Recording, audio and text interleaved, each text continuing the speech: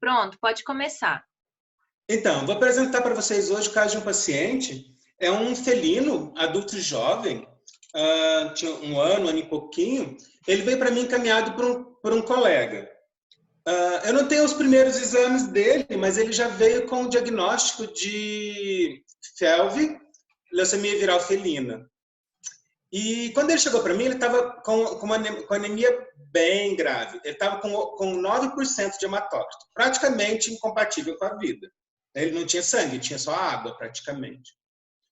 Tem um negócio riscado aqui, é só na minha tela. Pois é, eu tô vendo isso. Eu tô tentando tirar aqui, mas não sei o que aconteceu. Deixa eu ver. Aqui, borracha. Não.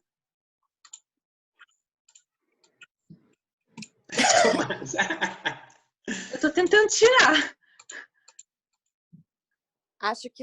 Eu acho que é pro Andrei tirar. Eu acho que não é a professora, não sei. Mas eu não mexi, não. Isso daí é da Kathleen que tá. É bug? Será que não foi sem querer? Do programa? Sumiu, gente. Aí foi. Pronto, então era a Kathleen. Pronto. Deu, né? Então, ele já veio para mim com os exames prontos, então não tem os primeiros exames dele. Ele é um adulto jovem, de mais ou menos um ano, com diagnóstico de FeLV, leucemia viral felina. Vocês já ouviram falar disso? Não? Já. Tá. Bom, só assim, rapidamente... Pode falar, André, a respeito. Algumas das doenças... Uma das doenças que mais me preocupam em gato, são que mais me preocupam em gato são duas. A FIV, que é a imunodeficiência felina, que é a AIDS felina, e a FeLV, que é a leucemia viral felina.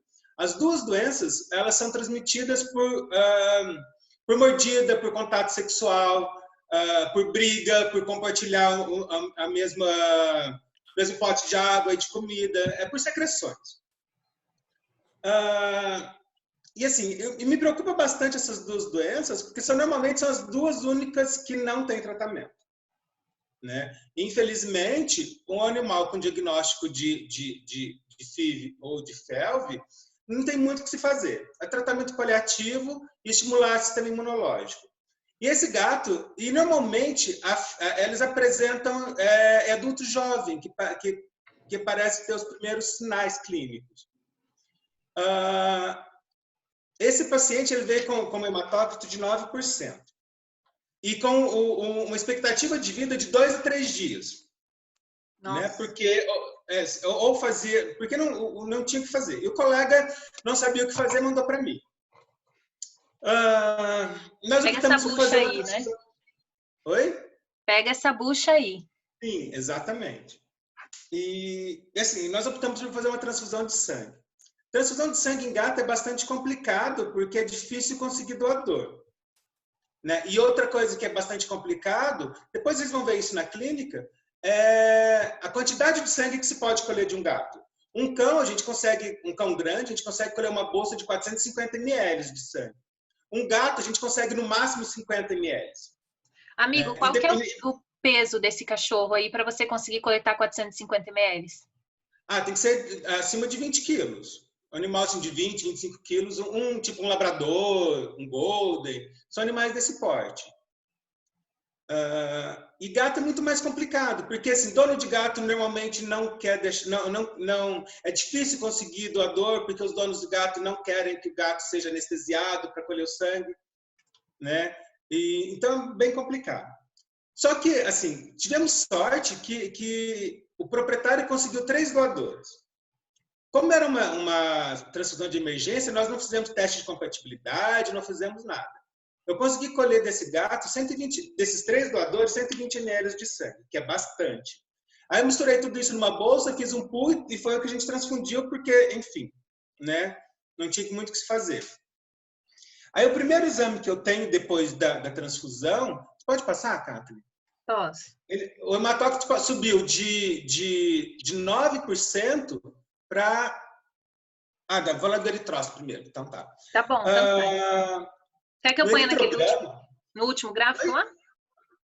Não, pode ser esse mesmo. Pode. Então, assim,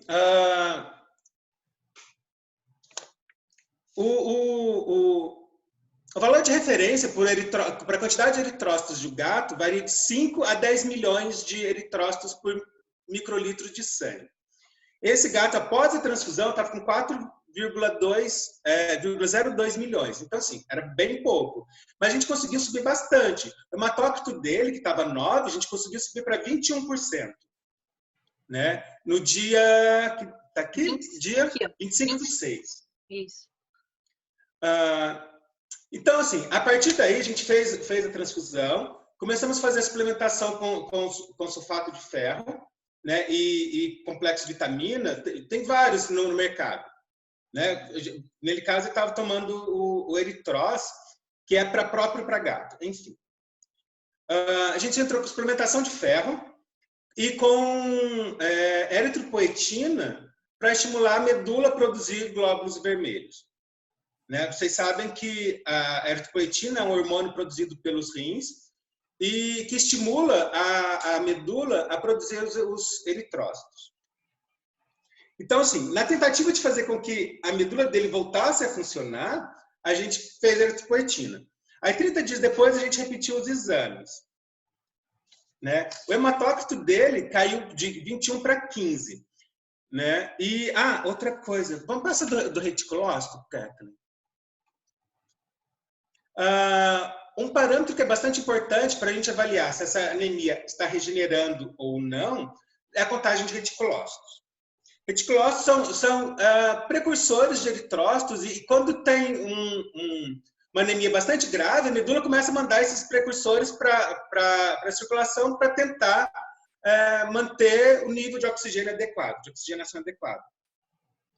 Então, um parâmetro para a gente avaliar se a medula está funcionando ou não e se está respondendo se a medula está respondendo na produção de eritrócitos, é a gente contar quantos reticulócitos estão circulando.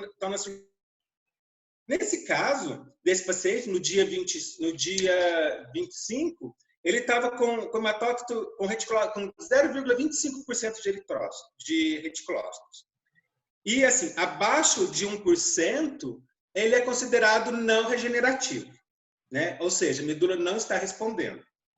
Né? Então, por isso que a gente entrou com eritropoetina para estimular a medula a responder. Aí fizemos fizemos mais 3 exames seriados e a medula continuou não respondendo. E os reticulócitos baixou para 0 no dia 23%, ou seja, nada, a medula não mandou nada.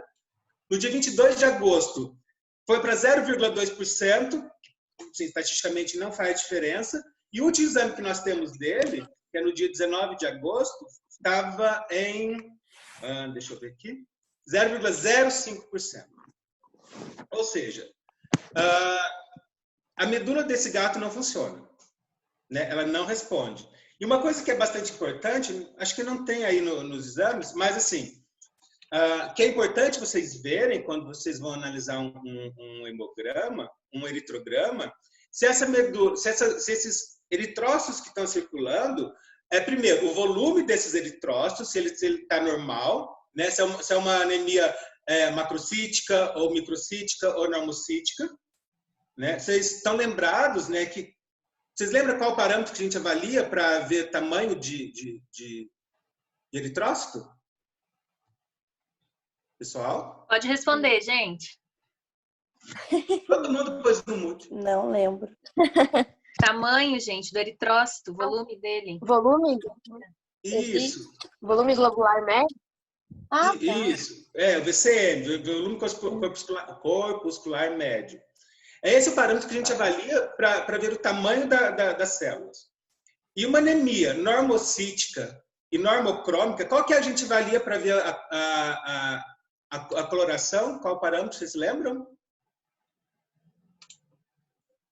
Coloração, gente. Isso, CHCM. Que é a concentração de hemoglobina dentro do eritrócito. Então, assim, se o animal tem uma anemia que é normocítica, normocrômica, já é um indicativo de que essa medula não está funcionando de forma adequada. Porque quando o animal está respondendo, ele vai mandar células o que tiver, né? Então vai ser célula com pouca hemoglobina, de tamanho menor. Então a gente vai ter policromasia, ou seja, células com cores diferentes, né? Com concentrações diferentes no esfregaço, quando se faz a coloração. E vai ter também hipocromasia. Anisocitose, ou seja, células com tamanhos diferentes. Formatos. No caso desse paciente, ele não tinha anisocitose, não tinha policromasia, ou seja, a medula dele não respondia nada. Nós fizemos durante 3 meses o protocolo com a eritropoetina. A recomendação para se fazer a eritropoetina é fazer aplicação de 100 unidades de eritropoetina por quilo, 3 vezes por semana, até o hematócrito chegar a 30%. A partir do hematócrito que chegou a 30%, a gente começa a fazer aplicações semanais para manutenção, para estimular essa medula a funcionar. No caso desse gato, mesmo com a aplicação de eritropoetina, a medula não funcionou, então a gente desistiu, né? Não fizemos mais aplicações de eritropoetina. Agora vocês me perguntam, como está o gato? O gato está super bem. Assim, eu costumo dizer que gato é extraterrestre, é um ET, a gente não entende o que acontece com os gatos. Porque ele mantém o hematócrito na faixa de 15%, e o gato está super bem, ganhou peso, ele caça passarinho, leva de presente para os proprietários, passeia pela vizinhança. Apesar de que a recomendação de um gato com felve era não passear pela vizinhança, era ficar em casa, porque ele está distribuindo essa doença para todo mundo. Né? Mas, enfim, ele mora em casa, os proprietários não conseguem manter ele em casa, e, infelizmente, ele está distribuindo a doença pela vizinhança. Mas, de qualquer forma, o gato está saudável. Então, assim, qual que foi o meu objetivo de mostrar esse caso?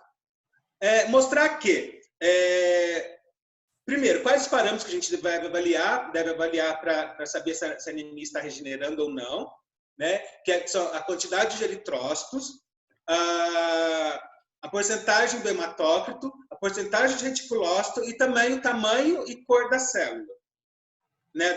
Das hemácias. Então, são esses os principais parâmetros que a gente deve avaliar para se a anemia está regenerando ou não. Então, assim, esse caso é bastante simples, mas é só para ilustrar mesmo a importância de se fazer um hemograma. Né? Porque a partir do hemograma a gente tem uma série de informações que vai ajudar na pesquisa clínica. Né? Uma coisa que é importante lembrar também, a anemia ela não é doença. Né? Ele está doente porque ele está anêmico. Não, ele tem uma doença e essa doença que vai causar a anemia. Né? Então, são vários fatores que podem levar à anemia, que acho que a professora até já falou. Né? Por exemplo, hemorragia crônica ou aguda, insuficiência renal, problemas endócrinos, inflamação crônica. Então, assim, quando eu pego um animal que está anêmico, eu tenho que sair pesquisando e virar esse bicho do avesso para descobrir qual a causa da anemia. Né? Porque a anemia em si não é uma doença, mas é um sinal clínico. Alguma dúvida? Na verdade, assim, o senhor estava falando agora... Quem está falando? É a Stephanie. Tá. O senhor estava falando agora que... Oi, tudo bom? Que existem vários casos que podem ter anemia como área. No caso de insuficiência cardíaca congestiva pela compensação que é necessário o corpo fazer, pode vir a causar um quadro de anemia também? A insuficiência cardíaca em si não acredito que provoque. O que vai acontecer, um animal com insuficiência cardíaca vai ter lesão em outros órgãos. Né? Pode ter uma insuficiência renal, uma insuficiência hepática por conta dessa insuficiência cardíaca, e essa lesão renal ou hepática pode causar uma anemia. Mas a doença cardíaca em si, não. Né? E o animal também que é cardiopata, normalmente tem uma perfusão sanguínea, dependendo do grau dessa cardiopatia, claro, a perfusão sanguínea não é adequada. Então, isso pode levar a uma inflamação crônica, e essa inflamação crônica pode ser uma das causas de anemia, mas a insuficiência cardíaca em si não provocaria isso. Ah, Uma tá. coisa que acontece, animal anêmico pode ter alteração na ausculta cardíaca, né? Ah, Animal com anemia grave pode ter sopro cardíaco na ausculta, mas é por conta da anemia. Como o sangue está menos viscoso, quando o coração comprime, as válvulas fecham, mas como o sangue é menos viscoso do que deveria, mesmo assim ele volta para os ventrículos e a gente consegue auscultar o sopro, né? Mas isso é secundário à anemia e não é a causa da anemia. ah, tá. Tudo bem, muito obrigada. Seria uma regurgitação das válvulas semilunares, Cardíacas. das Isso. semilunares mesmo. Isso. Por conta da diminuição da densidade do sangue, né? Uhum. Então, o sangue está menos viscoso, ele acaba voltando para os ventrículos por conta disso, né? Ele tá, por exemplo, no caso desse animal, ele tinha um sopro horroroso. É mesmo? Ele tem um sopro horroroso porque ele continua anêmico, né? Mas ele conseguiu compensar e está vivendo bem com isso. Mais alguma dúvida? Oi. Fala, Flavinha. Oi, sou eu. Tudo bom, professor? Ó, eu queria saber o seguinte, essa anemia desse quadro clínico desse gato, ela seria a não regenerativa, porque não está produzindo mais, no caso, produzindo os não os reticulócitos, os hematócritos? Isso. Não, Seria assim, uma não regenerativa? Desculpa, pode terminar, eu te interrompi. Oi. Assim, o hematócrito, na realidade, ele não é produzido, ele é um parâmetro que é avaliado. Hematócrito é porcentagem de glóbulos vermelhos circulantes, né? Então, assim, não sei se vocês já viram, vocês não tiveram aula de laboratório ainda por conta disso tudo, eu acredito, né? Uhum. Então, assim, como a gente avalia hematócrito? Existe uma lâmina de vidro que chama microcapilar. Então, a gente coloca o sangue dentro desse tubinho de vidro, que é bem fininho, coloca o sangue ali dentro, tampa as extremidades, centrifuga, e a gente tem uma tabelinha que a gente mede a porcentagem de glóbulos vermelhos que tem dentro daquele tubo. Algumas máquinas hoje fazem isso automatizado, né? Aquelas máquinas que fazem hemograma já automatiza isso. Mas manualmente é assim que a gente faz. Então, hematócrito é porcentagem de glóbulos. Isso. Esse aqui são tubos de microhematócrito. Então, assim, o hematócrito é porcentagem de glóbulos vermelhos circulantes. É um parâmetro que a gente usa para avaliar.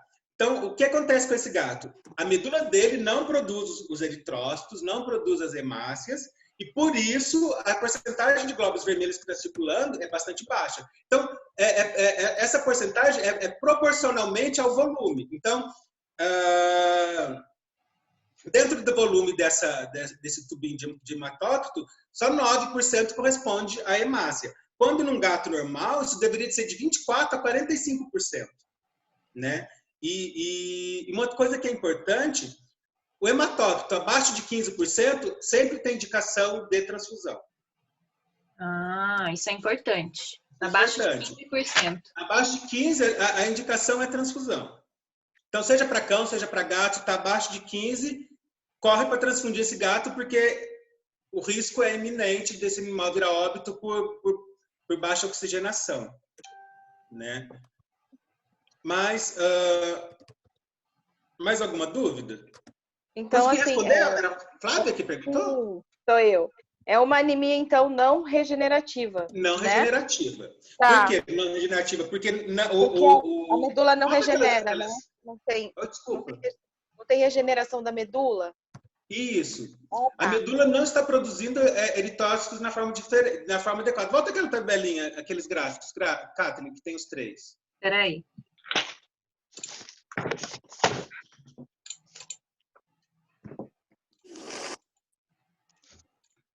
Isso. Ó, se vocês virem nesses 3 gráficos, a porcentagem, a quantidade de eritrócitos que está circulando nesse gato ela está sempre abaixo do mínimo. O mínimo é de 5 a 10 milhões de eritrócitos por microlitro de sangue. Nesse gato, o máximo que ele chegou foi a 4 milhões. Né? E no último exame que nós fizemos, ele estava com 1,6 milhão de eritrócitos. Então, muito baixo. A medula dele não produz eritrócitos.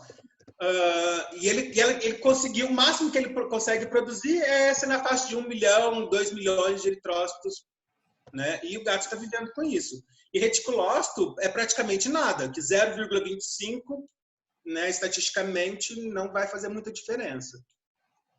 Deu para entender? Foi você que perguntou, Regiane? Foi a Flávia. Foi eu. Ah, Flávia, desculpa. Então, deu para entender? Não. Deu sim. Muito obrigada, viu? Imagina. Mais alguma dúvida? E a quantidade de eritropoetina por dia, qual é mesmo que o professor falou? 100 unidades por quilo. Tá bom. 100 unidades por quilo, 3 vezes por semana, até a hematócrito chegar na faixa de 30%. A partir daí, faz uma vez por semana como manutenção. Entendi. Esse protocolo da eritropoetina a gente usa em casos de anemia não regenerativa, na tentativa de fazer a medula funcionar, e insuficiência renal crônica. Então, gato com insuficiência renal crônica normalmente tem que fazer eritropoetina. Obrigada. E aí faz protocolo de 3 vezes por semana, Andrei, no insuficiente renal? 3 vezes por semana. Caramba! E qual é o custo, Andrei, de uma aplicação de eritropoetina? Para esses gatos assim que são doentes renais que tem que fazer cronicamente, como que você faz? Você faz um protocolo assim para o cliente? Que assim, normalmente um frasco de eritropoetina custa na faixa de uns R$150. Mas cada frasco tem 4.000 unidades. Vem um frasquinho de 1 ml com 4.000 unidades. Normalmente, um frasco dá para várias aplicações. Dá para um mês aí de aplicação. Então, o custo fica nessa faixa que a gente cobra, que normalmente é R$20 por aplicação, né? Só pelos custos aqui. Né? E sai nessa faixa dos R$60 por semana. Entendi. Só para a gente ter a noção aí de como que isso fica também para o cliente, né? Mas um frasco dá para bastante tempo, porque vem 4.000 unidades e o gato, normalmente um gato desses, ele tem peso baixo, está aí na faixa de 2, 3 quilos, então dá para uma média aí de umas 10 aplicações. Eu tenho uma dúvida. O Lucas. Oi, bom dia. Você falou que são 100 unidades por dia da produção da eritropoetina até que eu não consegui pegar depois. Que o hematócrito chega a 30%. Ah, tá, 30%. Beleza. Isso. Valeu. Isso tanto para cão quanto para gato. Aí, a partir daí, faz a dose de manutenção, que é uma vez por semana. Tem um outro caso interessante que eu peguei, que às vezes a gente fica se batendo, né, para tentar descobrir qual é a causa de uma anemia. Eu tive uma paciente há um tempo atrás, e não tenho os exames dela, porque já faz bastante tempo, que tinha uma anemia crônica e era uma anemia não regenerativa também. E no caso dela, era anemia por hemólise, porque um outro parâmetro que a gente avalia também se tem hemólise ou não, é pedir a dosagem de bilirrubina. Porque quando as hemácias, não sei se vocês já viram isso, mas a hemácia, a hemoglobina, ao ser metabolizada, ela vai produzir a bilirrubina. Né? Então, quando tem morte de hemácia, quando as hemácias estão estourando, estão hemolizando, há um aumento na bilirrubina circulante. Então, se você dosa a bilirrubina e ela está um pouco aumentada, então isso pode ser um dos parâmetros para a gente avaliar se está tendo hemólise ou não. E no caso dessa paciente, ela tinha uma anemia hemolítica. A suspeita era que fosse imunomediada, ou seja, que ela produzia anticorpos contra as próprias hemácias e isso fazia com que essas hemácias estourassem e hemolizassem. E a gente fez várias transfusões de sangue nela e não consegui descobrir a causa dessa hemólise. A gente fez punção de medula, aí a medula estava aplásica, ou seja, ela não tinha precursores, células-troncos, precursores de eritrócitos na medula. Aí fizemos um ultrassom, essa cadela ela tinha ovário policístico. A gente castrou e resolveu o problema. Na realidade, o que causava essa hemólise nessa cadela era hiperestrogenismo. Por conta do ovário policístico, ela produzia muitos estrógenos, né? E isso faz com que as hemácias delas hemolizassem. Então, a gente tem que pensar em várias coisas, né? Quando vai se pesquisar a causa de uma anemia.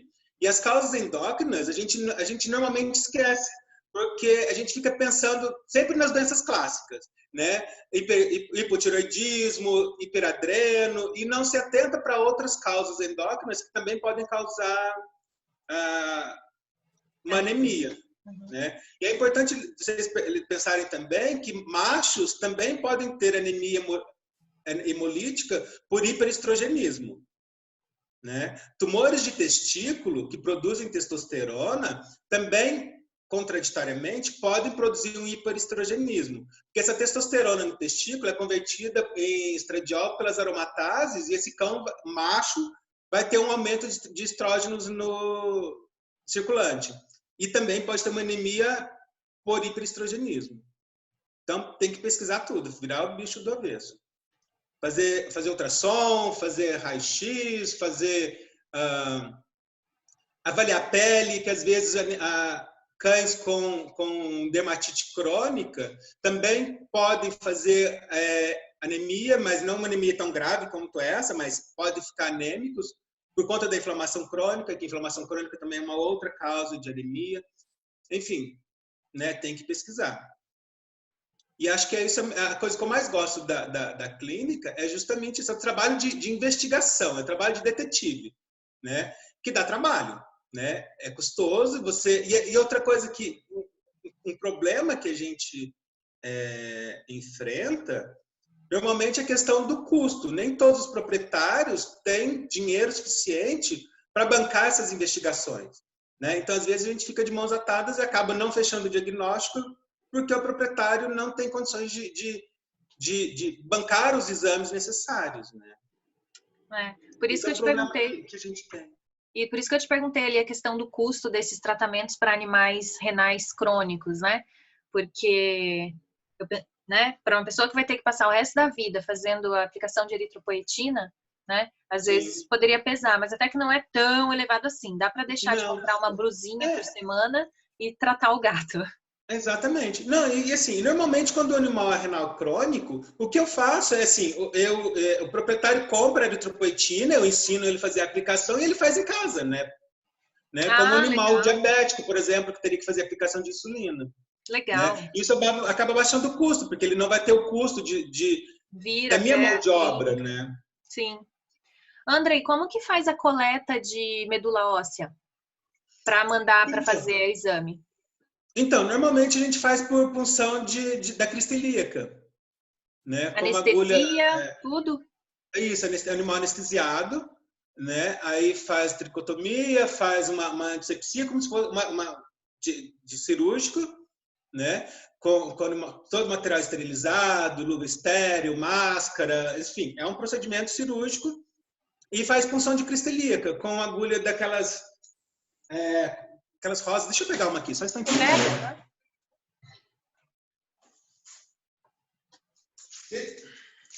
Não sei se vocês vão conseguir ver, mas ó, consegue ver na câmera? Sim. Com uma agulha dessa aqui, que é uma 40 por 1,5 por 1,2 milímetros, a gente consegue puncionar essa medula e trazer e pegar células ali da crista ilíaca.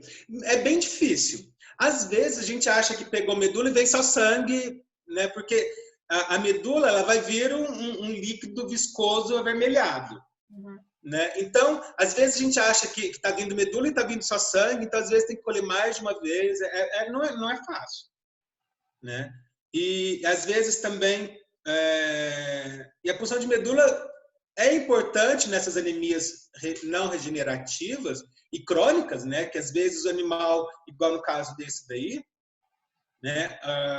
Mas esse a gente já sabia a causa, porque ele já tinha histórico de Feldman. Mas quando a gente não sabe a causa, a punção de medula é um exame importante, né? Que para a gente avaliar como está essa medula, se ela tem os precursores de eritrócitos na medula funcionando. Doutor, eu tenho outra pergunta, já que vocês estão falando sobre a pulsão. No caso, como esse animal, vocês já tinham um histórico, já tinham... Poderia ser. Mas se chegasse um animal mais prostrado, assim, praticamente no mesmo caso desse, assim, os exames, assim, bem ruins, mesmo assim optaria pela pulsão? Ou tentaria estabilizar primeiro para daí fazer alguma coisa? Não, primeiro estabiliza. Não dá para a gente anestesiar um animal com hematócrito de 9%, 15%, porque esse animal vai a óbito. Certo, né? então o óbito porque... Desculpa, o que você falou? Não, desculpa, pode continuar. Não, que esse animal sim, se a gente anestesia um animal com hematócrito abaixo aí de 20%, a não ser que seja uma cirurgia de emergência, por exemplo, como, sei lá, um trauma que está com hemorragia, né?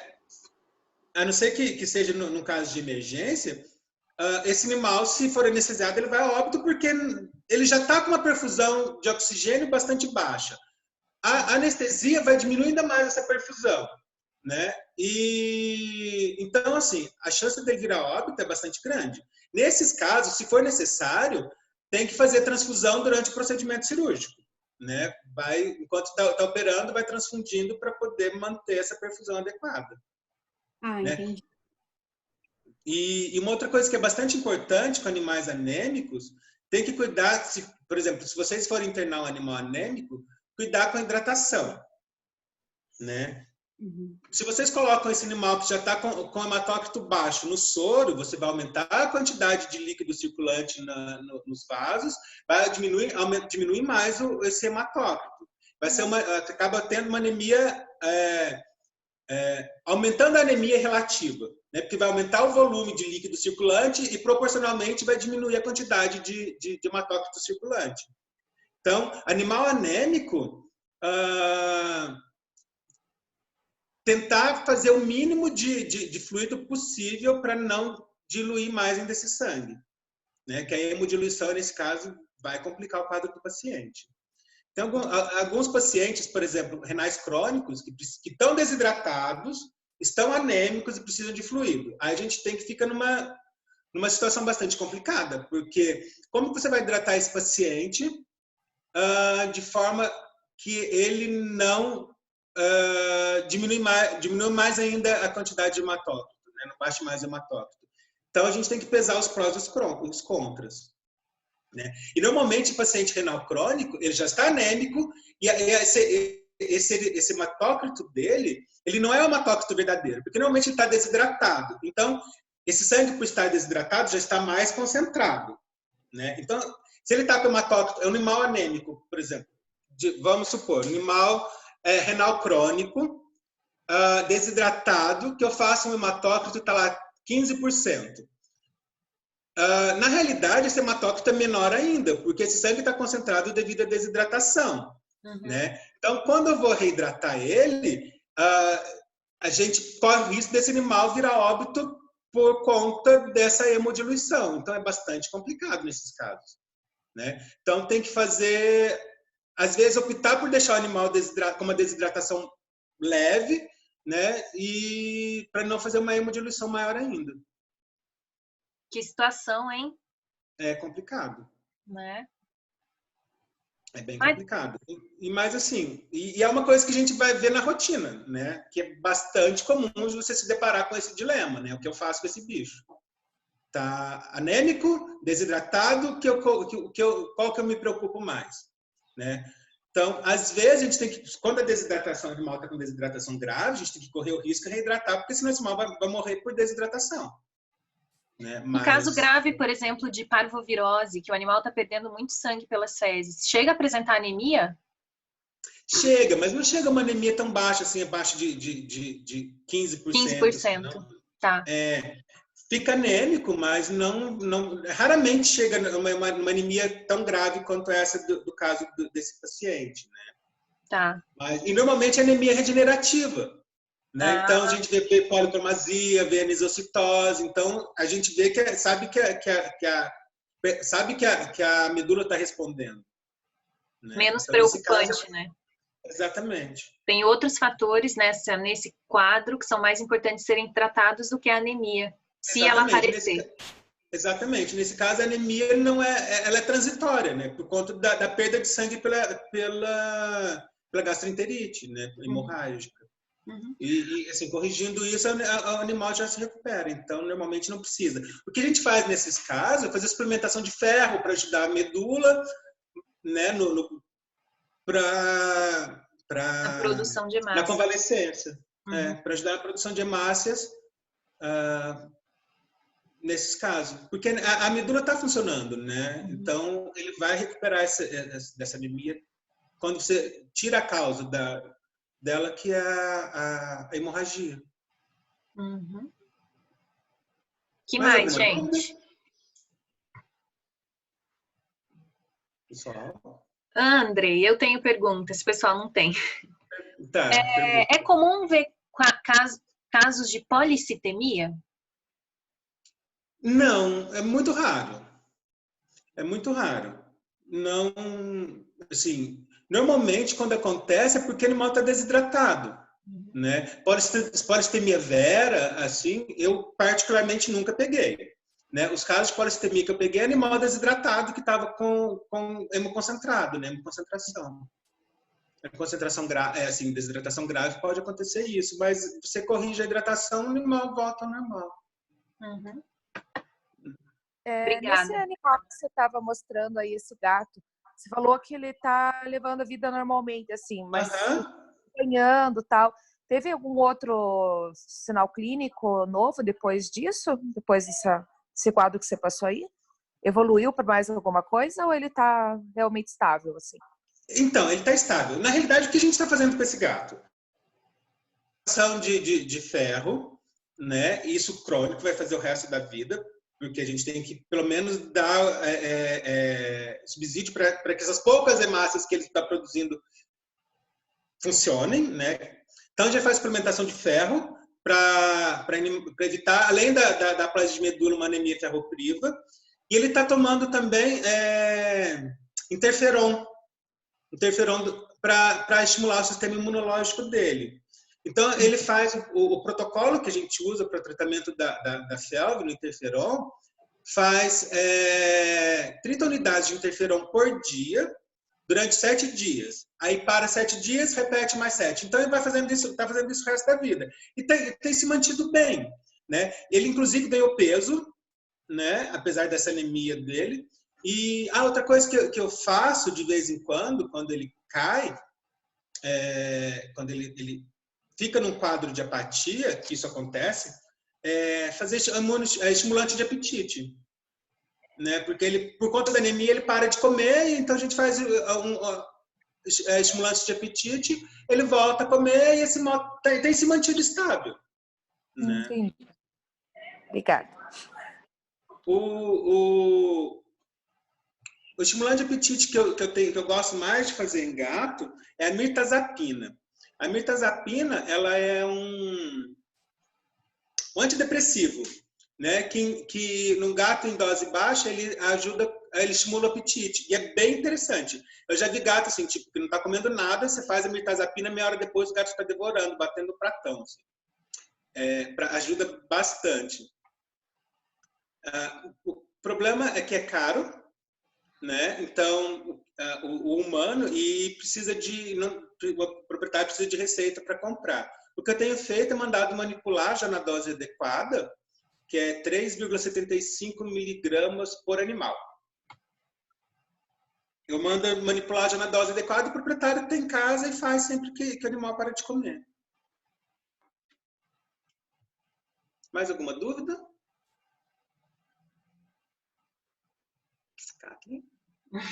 Deu, gente? Fala, Thalissa. Não? Não. Tudo certo então, gente? Sim, prof. Então, pessoal, assim, só para reforçar, né? Quando vocês pegarem animal anêmico, vocês têm que investigar a causa, né? Que a anemia, como eu já falei, não é doença, é sinal clínico.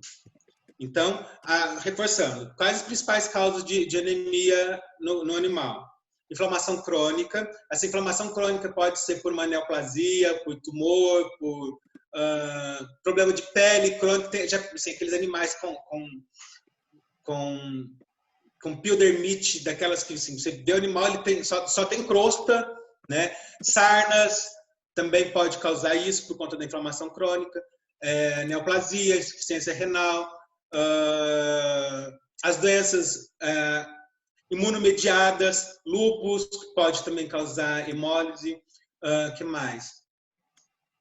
O hiperestrogenismo. Hiperestrogenismo, as doenças endócrinas, hipotiroidismo, né? Que é uma coisa para se pensar que normalmente os clínicos não pensam. Eu costumo dizer que eu tenho uma deformação profissional, né? Como a vida inteira eu trabalhei no laboratório de fisiologia endócrina, então as doenças endócrinas para mim acaba sendo uma das coisas que eu já penso em descartar logo de início, mas é por deformação profissional mesmo, né? Então, mas o que não acontece com a maioria dos colegas? Às vezes a gente não pensa nas doenças endócrinas e elas são muito mais comuns do que a gente imagina. O que a gente tem, no caso das doenças endócrinas, são subdiagnosticadas, né? Então, quando vocês forem ver nas clínicas lá na clínica, as doenças endócrinas, então normalmente a gente pensa em doença endócrina, aqueles sinais todos clássicos, né? Por exemplo, animal com hipotiroidismo, com apatia, com obesidade, intolerância ao frio, ou animal com hiperadreno, com problema de pele, com abdômen abaulado, e nem sempre ele tem todos os sinais clínicos. Às vezes, só uma anemia já pode ser um indicativo de que esse animal tem uma doença endócrina. Só uma pergunta. Então, pensar nisso tudo. Oi, professora. Oi. O estresse também pode causar, devido ao gato, no caso do gato, o estresse pode estar relacionado também? Pode degenerar uma anemia ou não? Olha, assim, o cortisol, quando o animal está estressado, ele vai aumentar a produção de cortisol. O cortisol, ele pode ser uma das causas de anemia, mas para esse gato chegar numa anemia por estresse, esse gato, coitado, né? Enfim, tem que mudar ele de dono, porque ele deve ter alguma coisa lá que está muito ruim. Entendi. Então, não. Sim. Apesar de teoricamente ser possível, na prática eu nunca vi isso. Porque, enfim, coitado desse bicho, para ele chegar a uma anemia por estresse, ele tem que estar. Ele tem outras doenças causadas por estresse que acabam causando essa anemia, e não o estresse em si mesmo. Né? Principalmente em gato. Gato estressado tem bastante cistite. Né? O estresse pode causar cistite no gato, que é a doença cistite intersticial felina, que é uma das causas dele é estresse. Então, essa cistite pode causar hemorragia, e essa hemorragia pode logo causar uma anemia, mas não vai ser o estresse em si que causa isso. Legal. Obrigada, viu? Imagina. Certo, então, pessoal? Certo. Então, tá bom. Beleza. Andrei, muitíssimo obrigada por ter aí eu que agradeço. Animado a nossa conversa de hoje, por ter trazido a tua experiência profissional. Foi muito legal, viu? Obrigada mesmo. Imagina, eu que agradeço a oportunidade. Assim, espero que tenha ajudado vocês. E assim, Kathleen, depois se quiser passar meu contato para eles, qualquer coisa que tiverem dúvida, me perguntem, né? E sim, e estágio, Andrei? Você aceita estagiário aí? Então, assim, aqui na clínica a gente não tem uma casuística muito grande, mas se quiser vir acompanhar de vez em quando aqui, a gente pode vir, não me nego. A clínica do Andrei fica ali no Água Verde. Sim. fica aqui, assim, a gente tem uma casa, a gente pega algumas coisas bem estranhas aqui, né? Então, de vez em quando a gente tem uns casos bem legais que acaba sendo interessante acompanhar, né? E eu tenho uma amiga que tem um consultório aqui do lado, né? E a gente se ajuda, né? Ela é minha vizinha, então assim, eu tenho a clínica, ela tem um consultório ali do lado, então a gente troca. Então, quando ela precisa, eu vou lá atender para ela, quando eu preciso, ela vem atender para mim. Porque uma coisa que eu acho que acontece na nossa profissão, uma concorrência às vezes muito desleal, né? Colega quer roubar clientes de colegas e às vezes isso não é ruim. Eu sempre penso que isso que a Catherine falou da questão do network é bastante importante, porque eu acho que quando um ajuda o outro, todo mundo cresce, né? Essa coisa de ficar tentando passar por cima do outro, que às vezes é muito ruim e antiético, que acontece em todas as profissões, inclusive na nossa, é bastante complicado. Então, assim, eu acredito que se todo mundo se ajudar, todo mundo cresce junto, né? Enquanto quando um fica passando por cima do outro, fica todo mundo lá para baixo, porque um fica derrubando o outro e ninguém cresce, né? Então, assim, às vezes a gente pega uns casos bem escabrosos aí que dão trabalho, né? E assim, o que a gente faz é recorrer aos colegas, né? Por isso que essa rede de network é bastante importante. Legal. Muito obrigada, Andrei. Fechando aí com uma mensagem bem legal mesmo. Eu acho muito importante essa questão da colaboração entre os profissionais, né? Aqui é mesmo na sala de aula, entre eles, a colaboração na resolução de exercícios, no aprendizado. A gente tem essa turma aqui, ela é bem colaborativa, é bem legal a forma como eles lidam. Então, reforçar isso aí eu acho bem interessante mesmo. Legal. E assim, eu estou aqui à disposição, quando vocês quiserem me chamar, estou aqui à disposição. Só combinar que a gente tem outra conversa dessa. Muito obrigada. Muito obrigada, Andrei. Imagina, obrigada por ter trazido. Depois, se quiser meu contato, pede para a Catherine que ela passa para vocês. Tá bom.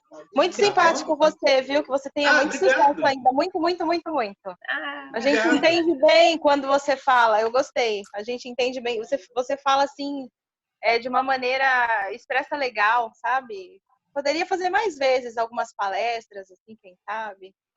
Só chamar. Bacana. Aí, professora, para nossa semana lá. Beleza. Com certeza vamos pensar nisso daí. Vocês estão organizando aí, já anotem aí o nome do Andrei. Muito obrigada, viu, Andrei? Um bom dia aí para você, tá? Tá bom, beijo. Então, tá bom. Beijo. Beijo, gente. Beijo, tchau. Agora vamos pro fórum que tem atividade lá, tá? Tá. Beijo, Quero gente. respirar um pouquinho. Tchau. Tchau. Tchau, Flávia. Tchau, Regiane.